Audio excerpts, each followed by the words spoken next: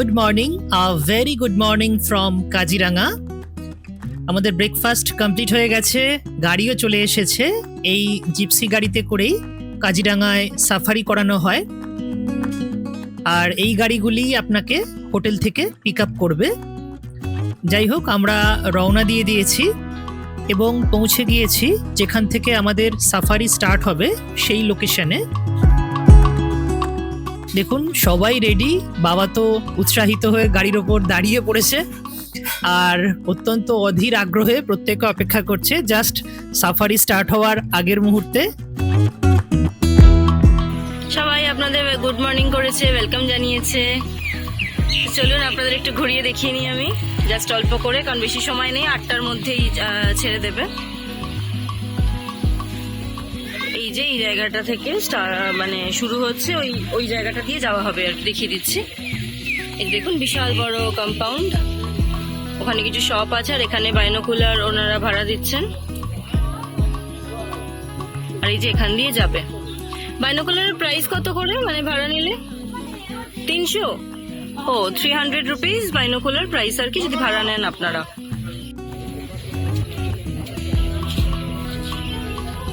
আমার ছেলে শুয়ে রয়েছে, আর এবার আমাদের ট্রিপটা শুরু হচ্ছে। তো চলুন এবার গাড়িতে উঠে পড়া যাক, আর লেট করবো না, নাহলে গাড়ি ছেড়ে দেবেন। হোটেলেরই একজন দাদা আর কি আমাদের সাফারি করাচ্ছেন। Hey guys, welcome back to our channel. Life and Leisure by Arundhati and Arijit. আমরা চলে এসেছি আজকে কাজিরাঙ্গা সাফারিতে। তো আজকে সারাদিন কি করব না করব সবকিছুই ব্লগে আপনাদের সঙ্গে শেয়ার করব। তো চলুন এবার এগোনো যাক। দেখুন, এই স্থানে এসে প্রত্যেকটি গাড়িকে সারিবদ্ধভাবে দাঁড় করিয়ে দেওয়া হয়েছে। অ্যাকচুয়ালি এখানে প্রত্যেকটি গাড়িকে চেক করা হচ্ছে যে কোনো গাড়িতে single use plastic water bottle, nylon bags এবং ফুড ক্যানস আছে কি না। যদি থাকে ওনারা কিন্তু সেগুলো সঙ্গে সঙ্গে নিয়ে নেবেন আপনাদের কাছ থেকে। অর্থাৎ এই জিনিসগুলো নিয়ে কিন্তু জঙ্গলে প্রবেশ করা একেবারেই নিষিদ্ধ। দেখুন কি অসাধারণ সৌন্দর্য। শুরুতেই পাহাড় এবং নদীর অভ্যর্থনা গ্রহণ করে আমরা এই বিস্তীর্ণ বনাঞ্চলে প্রবেশ করে গেলাম। ওই যে অনেক বাঁদর আছে এখানে, ওই যে প্রচুর মাঙ্কি আছে। তোমরা সবাই গাছের দিকে খেয়াল করো, অনেক মাঙ্কিজ আছে। এই যে আমরা যাচ্ছি হচ্ছে এখন মেইন সাফারির উদ্দেশ্যে, রওনা দিয়ে দিয়েছি। এই জায়গাটা থেকে এলিফ্যান্ট সাফারি হয়। এই যে এখানে যে সিঁড়ি দিয়ে জায়গাটা করা আছে। আচ্ছা, 2 ঘন্টার জন্য আমরা সাফারি করব। এই সাফারিগুলো 2 ঘন্টা করেই হয়, আর আমাদের টিকিট আগে থেকে বুকিং করা ছিল। কত কি প্রাইস আমরা বলে দেব।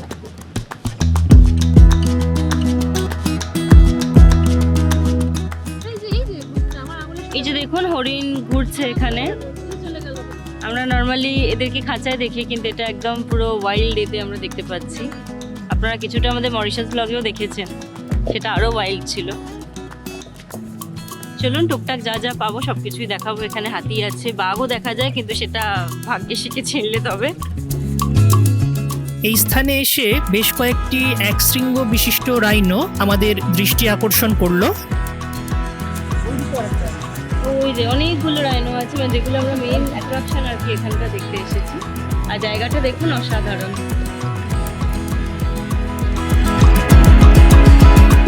এই স্থানে এসে খানিকটা দূরে কিছু কাঠের গুঁড়ির ওপর বেশ কিছু নীলগাঞ্জ বার্ড আমরা পর্যবেক্ষণ করলাম, তবে দূরত্বের কারণে ক্যামেরাবন্দি করা সম্ভব হলো না।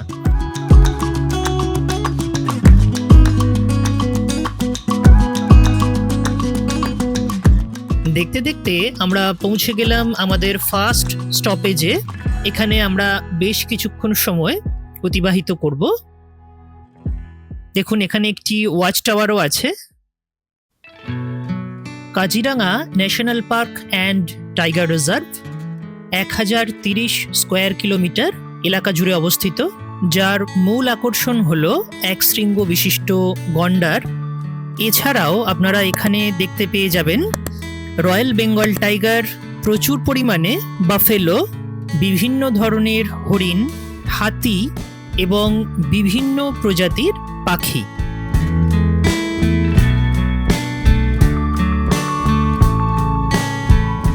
এই স্থানে লেডিজ এবং জেন্টস ওয়াশরুমের ব্যবস্থা আছে।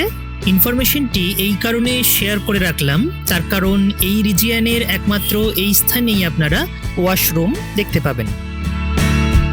চলুন এইবার একটু ওয়াচ টাওয়ারের ওপরে যাওয়া যাক।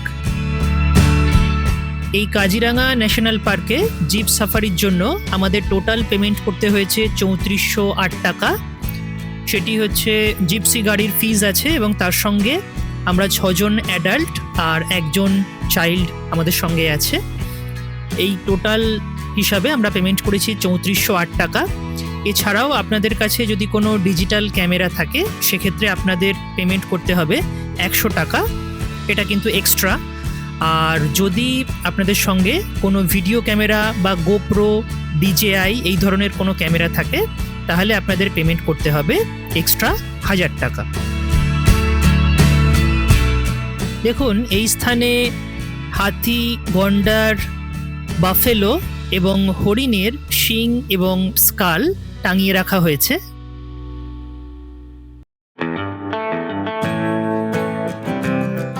রওনা দিয়ে দিয়েছি আমাদের সাফারির পরবর্তী অংশ উপভোগ করার জন্য। দেখুন এই জায়গায় এসে আমাদের ড্রাইভার গাড়ি দাঁড় করিয়ে দিলেন, কারণ জলের ওই পাশে কয়েকটি রাইনোকে আমরা দেখতে পেলাম। কাজিরাঙায় জিপ সাফারি করার জন্য যাবতীয় পেমেন্ট এর আগের দিন রাত্রেই আমরা হোটেলে করে দিয়েছিলাম, ওনারাই টিকিটের অ্যারেঞ্জমেন্ট করে দিয়েছিলেন। এবং যে জিপটি আপনারা দেখতে পাচ্ছেন, আপনারা দেখেছেন সকালবেলা এই জিপটি আমাদের হোটেল থেকে পিক আপ করে এনেছে এবং আমাদের হোটেলেই ড্রপ করে দেওয়ারও কথা।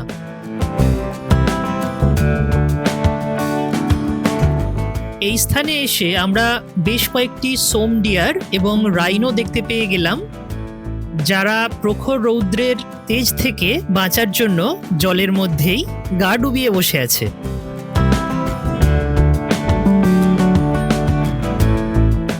দেখুন পাহাড়ের কোলে এই বিস্তীর্ণ জঙ্গল এবং জলাভূমির অপরূপ সৌন্দর্য পর্যবেক্ষণ করার জন্য প্রত্যেক বছর দেশ বিদেশ থেকে বহু পর্যটক এখানে চলে আসেন।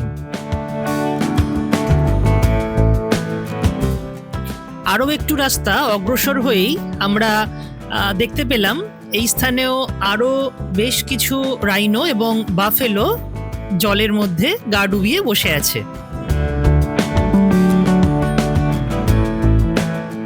দেখুন এইখান থেকে বেশ কিছুটা দূরে হলেও অবশেষে একটি রাইনোকে আমরা কিঞ্চিত ক্যামেরাবন্দি করতে পারলাম।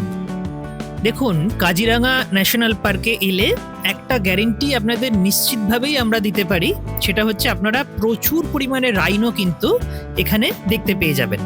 যে গাড়িগুলিতে করে আমরা সাফারি করছি আপনারা ইচ্ছা করলে সেখানে দাঁড়াতেও পারেন, আবার রৌদ্রের তেজ যদি অত্যন্ত বেড়ে যায় তাহলে এই গাড়িগুলিতে ঢাকা দেওয়ারও ব্যবস্থা আছে। চলার পথেই আমাদের সঙ্গে দেখা হয়ে গেল একটি জায়ান্ট লিজার্ডের। দেখুন এত বড় লিজার্ড আমরা এর আগে কোনোদিনও দেখিনি। এই যে জলাশয়গুলি আপনারা দেখতে পাচ্ছেন, এই জলাশয়গুলির মধ্যে ছোট বড় বিভিন্ন ধরনের মাছ আছে, কিন্তু যেহেতু এটি একটি ন্যাশনাল পার্ক তাই এখান থেকে মাছ ধরা একেবারেই নিষিদ্ধ। এই জায়গায় এসে আমরা একটি স্টক দেখতে পেলাম, কিন্তু দূরত্বের কারণে একই রকমভাবে ক্যামেরাবন্দি করা সম্ভব হলো না। দেখুন আমাদের গাড়ির বেশ কাছাকাছি সামনের এই জঙ্গলটির মধ্যে আমরা একদল বাফেলো দেখতে পেলাম।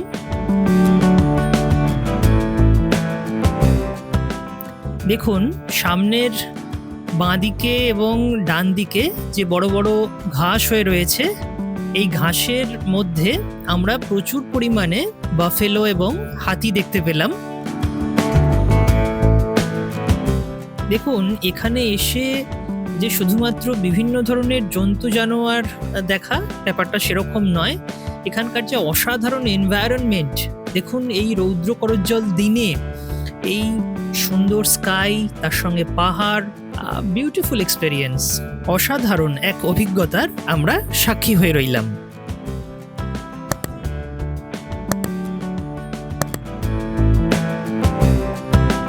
দেখুন এতক্ষণ বেশ দূর থেকে দেখতে পেলেও এবার কিন্তু একটি হাতি আমরা একদম কাছ থেকে দেখতে পেলাম। দেখুন ঘাসের ফাঁক দিয়ে দেখা যাচ্ছে। এটা কিন্তু আমাদের যথেষ্ট কাছে, ক্যামেরায় হয়তো একটু দূর বলে মনে হচ্ছে, কিন্তু গাড়ি থেকে কিন্তু এর ডিস্টেন্স যথেষ্ট কম।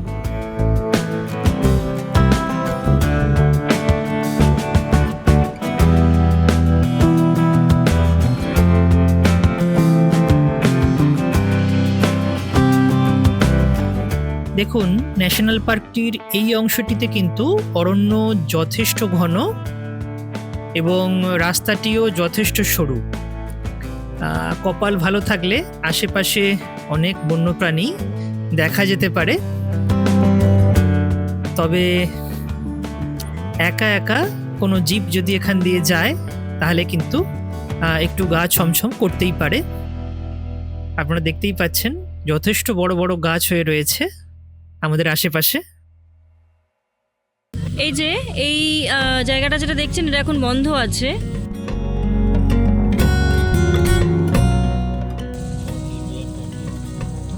ব্যাক সাইডের যে প্লেসটা ওটা টুরিস্টদের জন্য অ্যালাউড না। আর দেখবেন এই যে কিছু কিছু গাছে এখানে অর্কিড গাছ হয়ে রয়েছে, যারা চেনেন তারা নিশ্চয়ই বুঝতে পারবেন। আমিও চিনি না, কিন্তু আমাকে বলে দিচ্ছেন এখানে যে দাদা আছেন সঙ্গে। আর এই রাস্তাটা এখন বন্ধ কারণ এটা খারাপ আছে। আর এই 24 দিন আগেই কাজিরাঙ্গা ফরেস্ট খুলেছে, কারণ এত বৃষ্টি হয়েছে এখানে যে বন্যা হয়ে গেছিল। তো সেই জন্য আর কি এখন অনেক জায়গায় বন্ধ আছে, যেমন সেন্ট্রাল রিজিয়নটা বন্ধ আছে, আপনাদেরকে বললাম আসার সময়। তেমন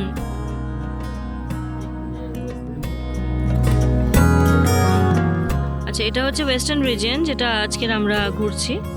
দেখুন একদম ঘন অরণ্য।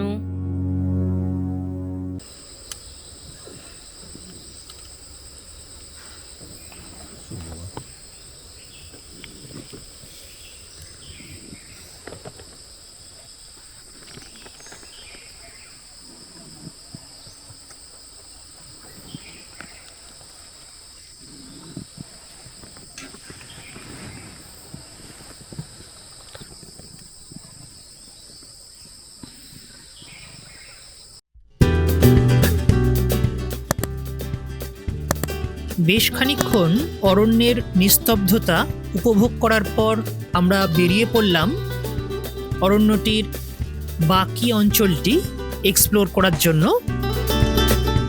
দেখুন সামনে ব্লু স্কাই, পাশে বৃহৎ জলাশয় এবং এই সবুজ বনানী, সব মিলিয়ে এক অসাধারণ প্রাকৃতিক সৌন্দর্য আমাদের সামনে উপস্থাপন করেছে।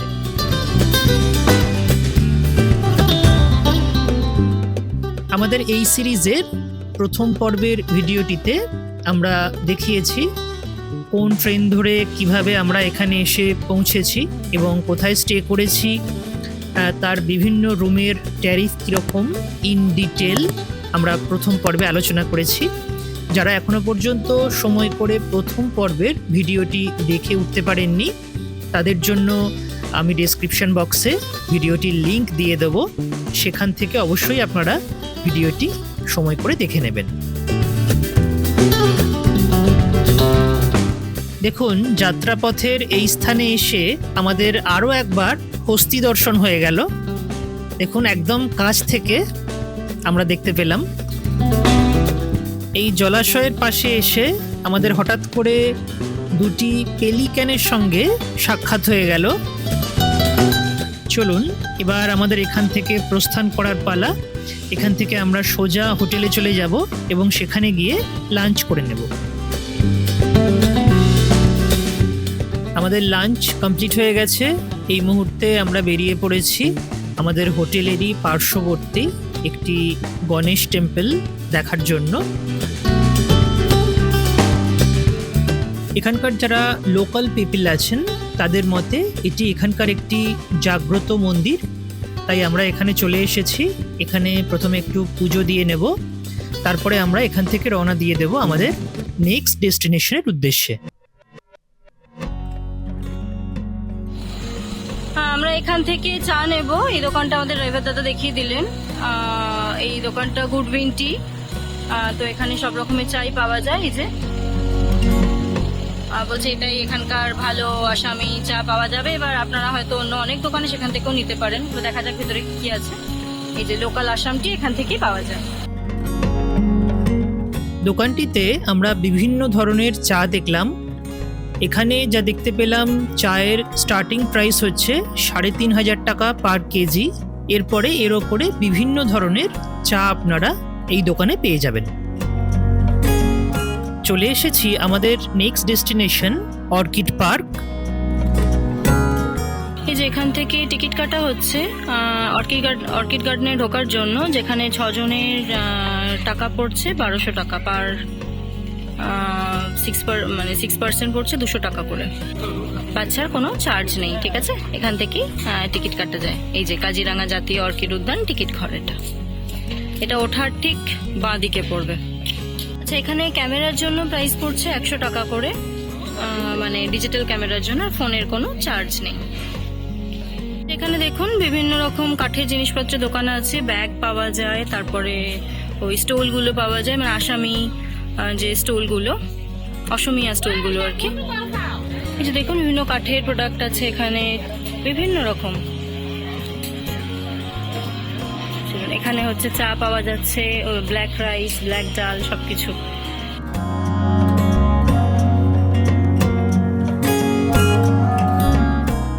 এই যে এখানে শাড়ি, জামা কাপড়, টুপি এইসবের দোকান আছে। এই যে এখানে অনেক রকমের শাল টাল পাওয়া যায়, চাদর, ব্যাগস, শাড়ি, আসামিয়া যে এগুলো আছে। এই যে আমি নিচ্ছি এই একটা।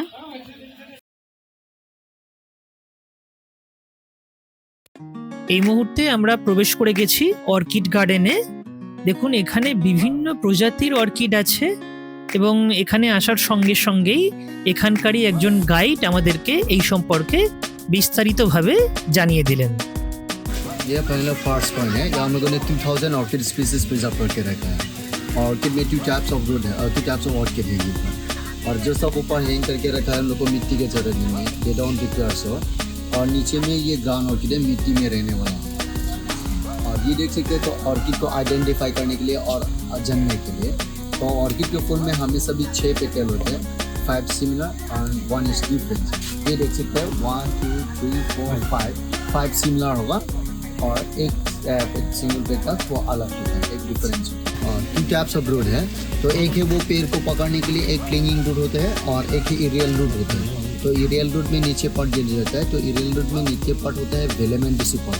तो ये वेलेमेंटिसी पट से ये हवा से न्यूट्रिएंट्स करके तो खुद सर्वाइव हो जाता है। हम लोग को मिट्टी की जरूरत है। हाँ ऐसे। और ये भी कैटलिया है, ये कोलंबिया नेशनल प्लांट है, ये भी देख सकते हैं। ये भी 5 सिमिलर और एक डिफरेंस होता है, ये कैटलिया है। और ये सब है बल्बोफाइलम स्केरियन, ये भी देख सकते हैं बल्बोफाइलम स्केरियन। इधर एक टाइप होगा और इधर एक टाइप, तो ये सिलोजानी होगा। जब एक बाप आएगा और उसका पावर स्टिक एक है तो उसको बल्बोफाइलम बोलते हैं। দেখুন এই উদ্ভিদটি সম্পর্কে আমরা বইতে অনেকেই পড়েছি, কিন্তু এখানে এসে আমাদের সৌভাগ্য হলো এটি সামনাসামনি দেখার। ঠিকই ধরেছেন, এটি হচ্ছে কলসপত্রী উদ্ভিদ।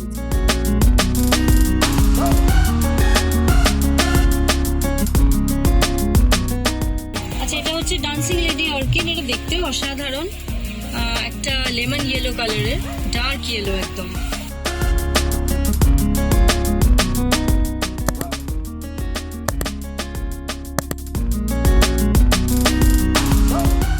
এই যেটা হচ্ছে ওয়ার্ল্ডের স্মলেস্ট অর্কিড। এই এটাতে কোনো পাতা হয় না, কিন্তু যখন ফুল হয় তখন এটা সাইজ হয় 1.2 mm, আর এইগুলোতে হয় 1.5 mm করে। আর এইটাতে তো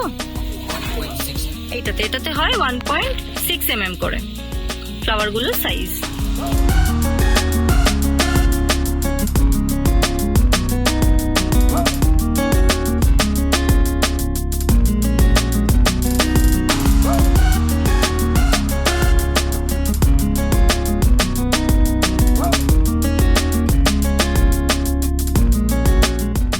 এখানে মিউজিক্যাল ইনস্ট্রুমেন্টগুলো রাখা আছে, এই যে দেখুন, দেখতে পাবেন,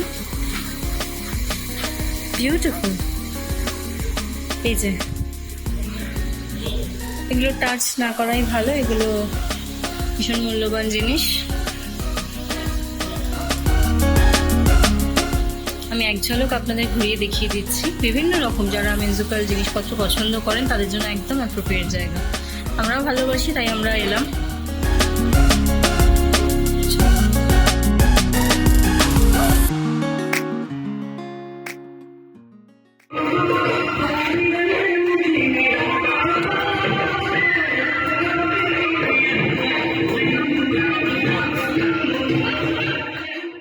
যে এখানে বসার একটা জায়গা আছে, চা কফি নিতে পারেন এখানে, বিভিন্ন রকম ফুড এবং বেভারেজ আছে। এটা অর্কিড ক্যাফে, আপনারা ডান্স প্রোগ্রাম দেখতে দেখতেও খেতে পারেন। আর এই যে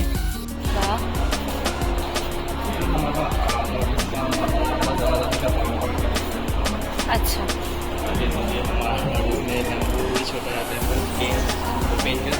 সবকিছুই ব্যাম্বু তো এগুলো। এখানে সবই দেখুন, যা যা দেখতে পাচ্ছেন সবই ব্যাম্বু দিয়ে তৈরি। এটা হচ্ছে নর্থ ইস্টের একটা খুব আচ্ছা, নর্থ ইস্টে যেহেতু ব্যাম্বু প্রচুর পাওয়া যায় সেই জন্য এখানে বিভিন্ন রকম, যেমন ফিশিং বাস্কেট আছে, বিভিন্ন রকমের জিনিস আছে। আর এই যে এখানে এক শৃঙ্গ গন্ডার আছে, এগুলো সম্ভবত পোড়া মাটির, এগুলো তো সবাই জানেন, খুবই কমন। লোকসঙ্গীতে যে বাদ্যযন্ত্রগুলো ইউজ হয় এগুলো হচ্ছে সেইগুলো। এই যে নাগারা, বীণা, তাঁতের সব জিনিস, সিল্ক সব বুনে রাখা আছে। এগুলো কি কি নাম সেগুলো দেখানো আছে এখানে। মাফলার আছে, এগুলো এগুলো যেগুলো দেখছেন এগুলো চা, ধান, গম এগুলো সব রাখা হয়, তোলাও হয়।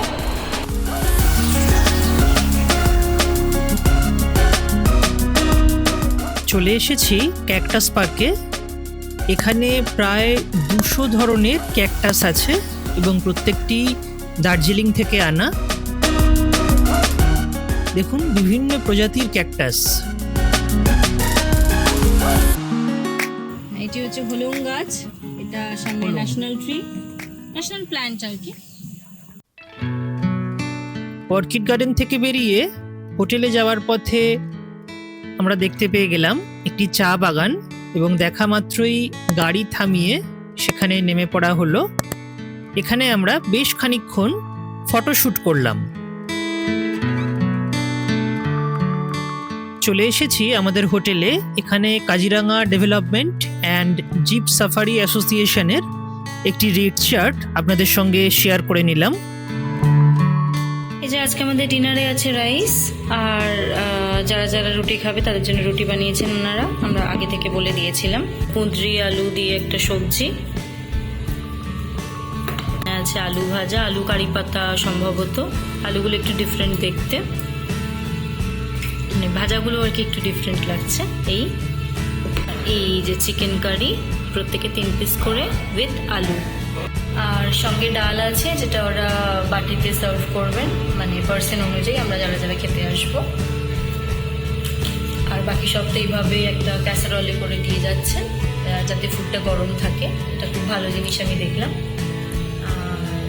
প্লেটও রাখা থাকছে, আমরা নিজেদের মতো সার্ভ করে নিতে পারবো, কারণ ওরা ফ্রেশ ফুড দিনের দিন বানাচ্ছে, দিনের দিনই শেষ করে ফেলছে। তাই যতটা কোয়ান্টিটি, মানে যতজন লোক আসছেন সেই কোয়ান্টিটি অনুযায়ী ফুড ওরা প্রিপেয়ার করছেন। একদম গরম গরম ফুড সার্ভ করেন, খুব হেলদি, আর কোনো খুব একটা বেশি মশলাও থাকে না, খুব হেলদি ফুড, আর খেতেও খুব ভালো হয়। আগের দিনও সেম জিনিস ছিল, শুধু সবজিটা প্রত্যেক দিন ডে ওয়াইজ আর কি চেঞ্জ হয়। আগের দিন একটা 5 মিশালি সবজি ছিল, আজকে তার বদলে আছে কুঁদরির তরকারি, আর যেটা দেখলাম আলু ভাজি, আর তার সঙ্গে যে যেমন রুটি চাইবে সেরকম রুটি, আর তার সাথে ভাত। রুটিটা আগে থেকে বলে দিতে হয়, কারণ ওনারা আটা মেখে রাখেন, তারপর আমাদের সামনে প্রিপেয়ার করে দেন। আর চিকেন তো আছে উইথ আলু। তো এই হচ্ছে আমাদের আজকে ডিনার। আজকে সারাদিন প্রচুর ধকল গেছে। যাই হোক, আমরা খাওয়া দাওয়া কমপ্লিট করে এই মুহূর্তে উপরে চলে এসেছি। আর কালকে আবার সকাল সকাল উঠে পড়তে হবে, তার কারণ কালকে আমরা কাজিরাঙা থেকে শিলংয়ের উদ্দেশ্যে রওনা দেব। ভিডিওটি এই পর্যন্তই। যদি ভিডিওটি আপনাদের ভালো লেগে থাকে তাহলে অবশ্যই প্রচুর প্রচুর প্রচুর লাইক করবেন এবং আপনাদের পরিবারের সঙ্গে বা ফ্রেন্ডসদের সাথে ভিডিওটি শেয়ার করবেন এবং আপনাদের ভ্যালুয়েবল কমেন্টস আমাদের কমেন্ট বক্সে জানাবেন। আর আপনাদের আসাম ব্লগ আমাদের কেমন লাগছে আপনারা আমাদেরকে জানাতে ভুলবেন না। আর এই ধরনের ভিডিও যদি আরও দেখতে চান তাহলে অবশ্যই আমাদের চ্যানেলটি সাবস্ক্রাইব করে আমাদের পাশে থাকবেন এবং পাশে থাকা বেল আইকনটি প্রেস করে রাখবেন, যাতে পরবর্তী ভিডিও নোটিফিকেশনস পেতে আপনাদের অসুবিধা না হয়। তো আজকে শুভরাত্রি, আবার দেখা হচ্ছে পরবর্তী নতুন একটি ব্লগ নিয়ে।